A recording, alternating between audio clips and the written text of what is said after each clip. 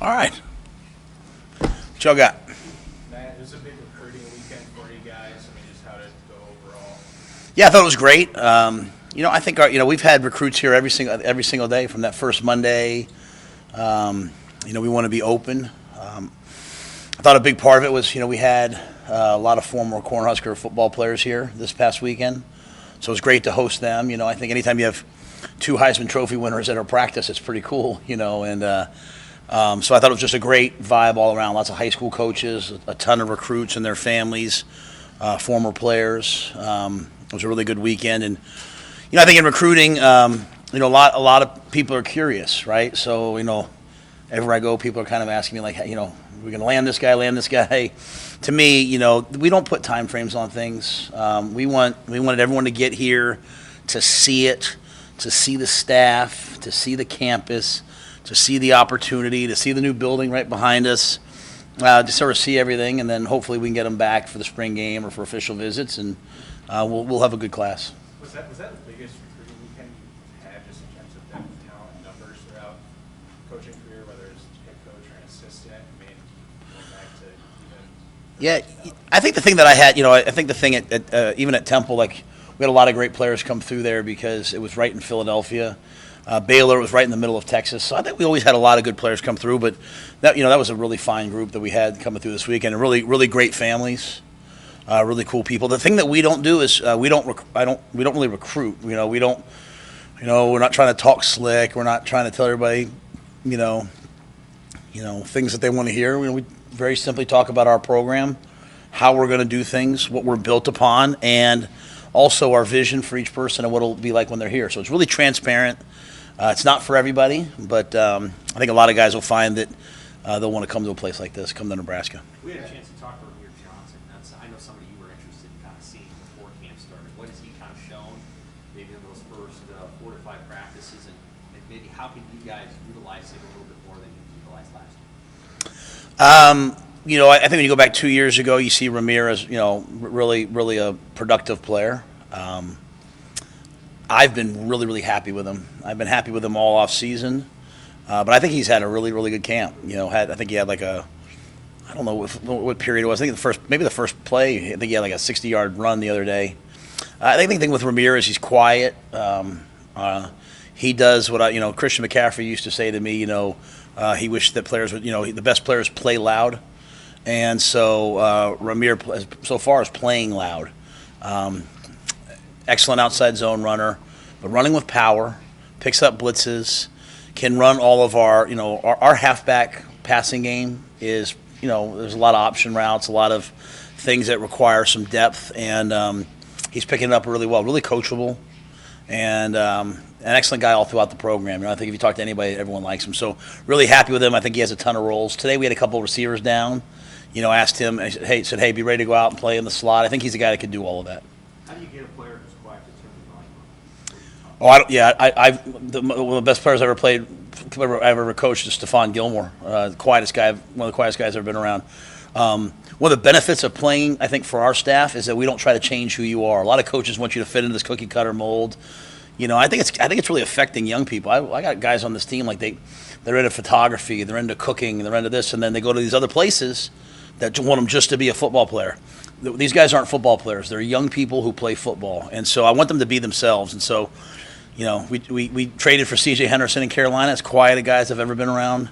I don't need spokespeople. I need leaders. I don't need people who are, great in front of the camera. I think, a lot of people talk about a lot of our videos. If you notice in our videos that we post, and I'm proud to post those, they're always of us working. They're never of us talking, right? They're always of us working, and the program is built on work. It's not built on hype. Ramir doesn't have to change anything about himself, personality-wise. Just has to play loud, make plays. Yeah, Matt, were there any position changes you've made with guys? Maybe like those guys in gray jerseys that. Yeah. Explain more of that. Yeah, the gray jersey guys are guys kind of doing two ways, playing both ways for us.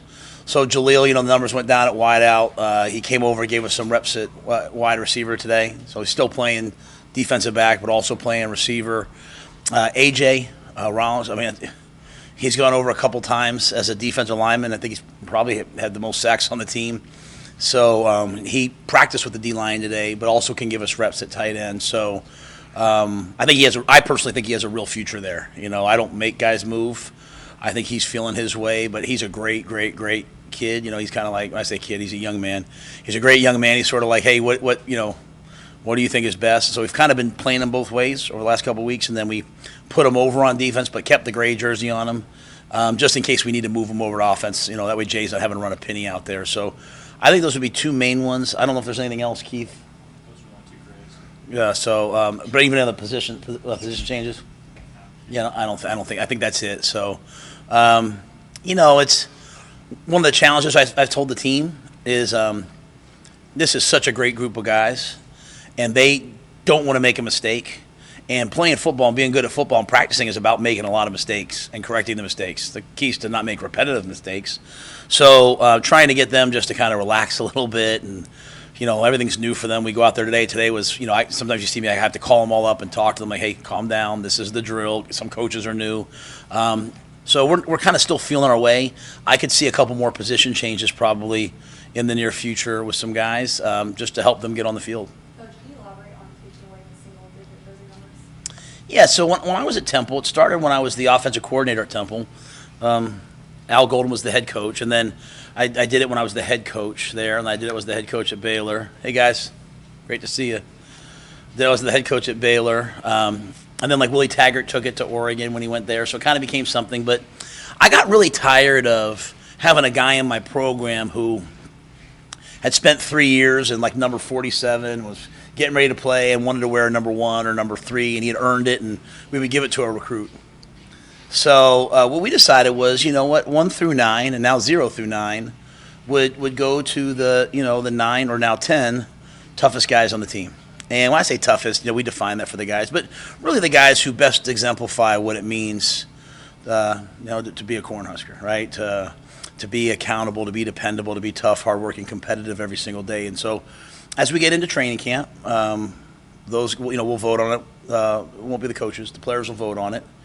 And we hope it kind of becomes a tradition. So as we have wholeheartedly embraced all the great traditions that are here, hopefully this will be something new that people will get into, and there will be a long line of guys who earn that jersey number. A lot of respect for the guys that were in those single-digit jerseys because it's not fun to have your number taken away. But I think the cool thing now is as recruits say it to me, as guys say it to me, can I wear number 3? Absolutely. Just have to earn it. And there's no delineation, right? The first guy that we vote in, he picks whichever number he wants. The second guy, he picks whatever number he wants. And over time, at least at Temple, hey, the number 6s were all kind of this position. The number 3s were all DBs, I've had freshmen earn it. I've had seniors earn it. I've had times where we didn't get to all 9, unfortunately, early on. We'll have 9 or 10 guys here. There's plenty of guys who deserve those numbers. Has Casey been given any kind of green light to do some light throwing, or look like he was doing a little bit in warm-ups, or is that just what he's been doing? I hate that I don't have that correct answer. He's not throwing with us yet, so they talked last week about beginning a progression, but I'm not sure the exact date. So I will say Casey's doing a wonderful job of he's kind of become like a coach. He he's in there every night working. He knows the progressions as well as anybody, the depths. I mean, he's really a smart guy who's putting a lot of time in. We got to talk to Jeff Sims a little bit today. What have your early impressions been on the field and how he's acclimated to the program? Yeah, I think he's probably like everyone else. He's trying to learn the system, learn the footwork. Everything's new for him. I think Jeff brings a dynamic element into the game in that he can throw and run and is really smart and is a great teammate. I think the guys all really like him. I think he has natural leadership capabilities. So I'm excited to see what he does. I think we've kind of every day's been a little bit different. We started off throwing it, and then Thursday we ran it a ton because first day on pads. Saturday we mixed it. Today we finished with 2-minute drills and stuff like that. So I think Jeff has a ton of potential. He just needs reps. Needs to get comfortable. You had made a comment about, I want to go back to you really quick with the gray jerseys and the switching positions or maybe playing both ways. You said now a couple of times that you want them to be, a part of that decision. So if somebody maybe sees an opportunity, how do they approach that to you? Is it kind of a joint conversation? I'm just kind of curious how those conversations start. If they see the opportunity? Yes. Yeah, the hardest thing about being the head coach is no one really wants to talk to me. coaches and staff. They all say I'm hard to approach. Do I seem hard to approach to you guys? I mean, like, I don't think so. So, but I've had guys come in. You know, I mean, I've had guys come in and say, I really think I want to play receiver. And I say, go and play receiver then. You know, I think I'm trying to be. You know, sometimes you think you are and you're not. I think we're really, really direct and honest with guys. So the good news is that we say, hey, I think you really have a future here. I hope they believe it. Because if I think they're in the wrong position, I'll tell them that too. So, but I've had guys come to me and say, "Hey, coach, can I play this? Can I play that?" We moved Bonner from wide out to like an F tight end type of a guy, and I think it's been a dynamic move for him. I can see him really having a future there. So, one great thing about spring is we can move somebody, and if it's not right, it's not working out, they can always go back. So. Hopefully we, again, that's why we spend so much time with the guys and eat together and hang out together so that they feel comfortable. And if it's not comfortable talking to me, they can go to somebody else. And hopefully we have that sort of dynamic within the staff. That first day of practice, you said you couldn't sleep the night before. Some of the newness starting to wear off anything here? Yes. Even you guys saw me when I brought him up, at the beginning, to me, the greatest measure of a man is his consistency. And so, I told him the analogy of the Navy SEALs. You get the Navy SEALs, they go to Buds, they get to Hell Week. You get the best of the best. Everybody can do it for a day. It's just who can withstand the volume. Mike Lombardi, who wrote the book Gridiron Genius, he taught this to our staff years ago. Like, who has the competitive stamina to be able to do it day after day after day? This is typically the worst practice in my history. Is the Tuesday after the first week. You go 4 practices, you have the adrenaline that first Saturday. I thought they did a pretty good job. I challenged them right there, like, hey, what's this going to look like? Challenged the coaches. I think the players are getting used to the fact that I'll challenge the coaches. I'll challenge myself, so. So while the newness is worn off, and now it's just about the, like, hey, can we grind out the details, And so we have a good group of guys. And I do think the fact that we have so many guys out for spring football allows us to have a lot of competition periods, and competition is what these guys really want, right? They've grown up playing games, playing video games, or maybe some of us grew up just kind of playing out back. They've played in organized leagues and all that their whole lives, so like they know competition, and so we're trying to have to keep it fresh that way. Seems like you have scrimmage day this week at all. We got you 1 year spring. Yeah, this Saturday will be one of our scrimmage days. What exactly that looks like, if that's full the whole time or if that's halfway. We only have 12 offensive linemen. So what exactly that looks like. But there'll be, we did some live work on Saturday. That was one of our, the NCAA basically has no contact, partial tackling, and scrimmage days. They have 4 categories of days and a certain amount. So today was a contact but no tackling day. Thursday will be you can do some tackling. I haven't always done that, but you can. Saturday will be some live work. Hopefully we can get over in the stadium and do a little bit in there.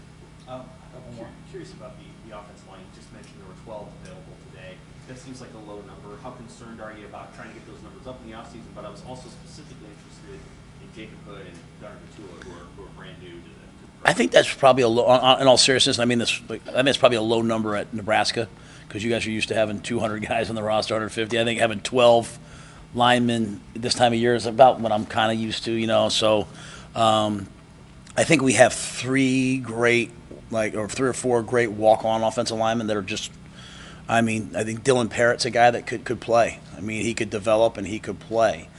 Keegan Menning's a guy that can help us, So Ezra Miller's been banged up, but I think he's a guy that could help us. And Jersey, my guy from Jersey, man, he's fantastic. Like, he's a great dude, and he can play, he can help us. So, we're lucky in that we don't have to say, like, every year I've been in spring football, it's like, don't ever let that guy in the drill with Nash. I don't have to worry about that. So we're able to mix 3 groups and roll 3 groups, and they're grinding hard for us.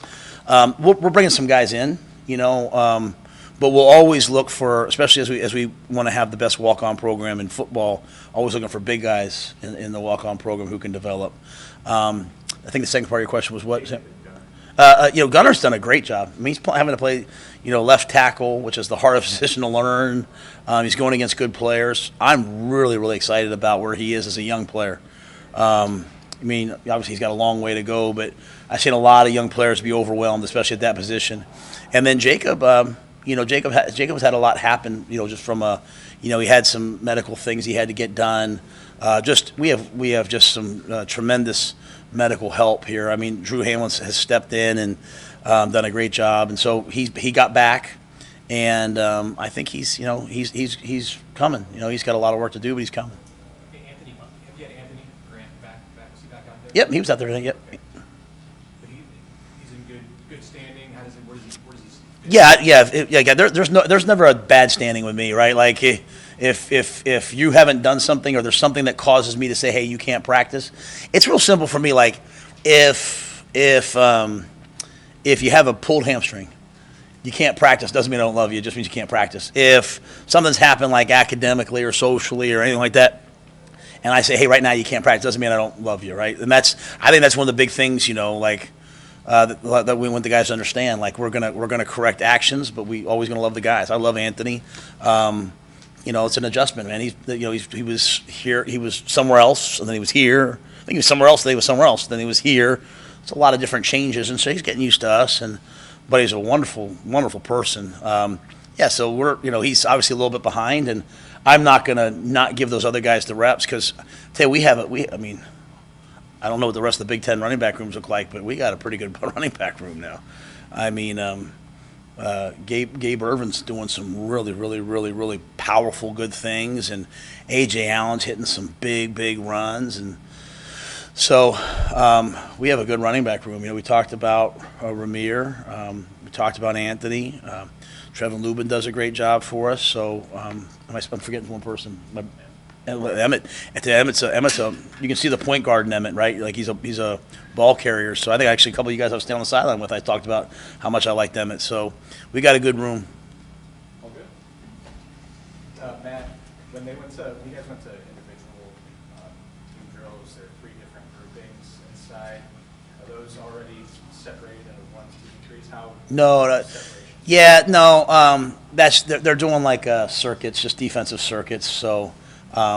I think we just try to pair up, make sure like there's 2 really big guys. What we don't want to do is go. What we can't do is go. Normally you just go, hey, skill, DBs, because we have more DBs than any team in the country right now. So DBs, linebackers, bigs. So we just kind of move them around, just pair guys up. So we have some when we rotate it, we have some we call it A, B, and C, but those change. Like I told the guys, I really believe this. Like I can't even begin to think about a depth chart until the fall.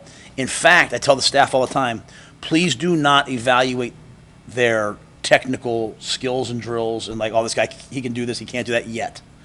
Try to improve it. We will look at skill set and traits, where this guy's explosive, this guy's twitchy, but you in our system, you come in, we're teaching the offense and defense right now, right?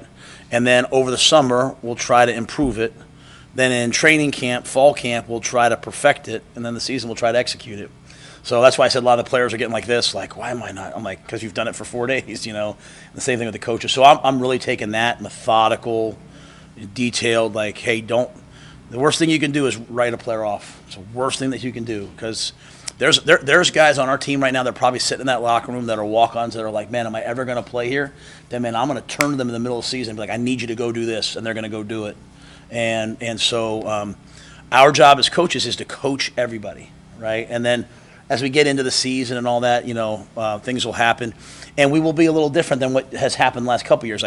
If we're playing the same 11 guys on defense all game, I'm gonna lose my mind, right? I want to be playing 18, 19, 20 guys on defense. I want to play, we're not going to just come out in one personnel grouping. So I got to get a lot of guys ready. That's why I'm moving guys around, trying different positions. And then every once in a while you stumble onto an AJ who goes over to defense and you're like, holy smokes, look at this. So that's why it's not truly a depth chart, but we do have to organize each practice, and we try to rotate it a little bit and see what's what.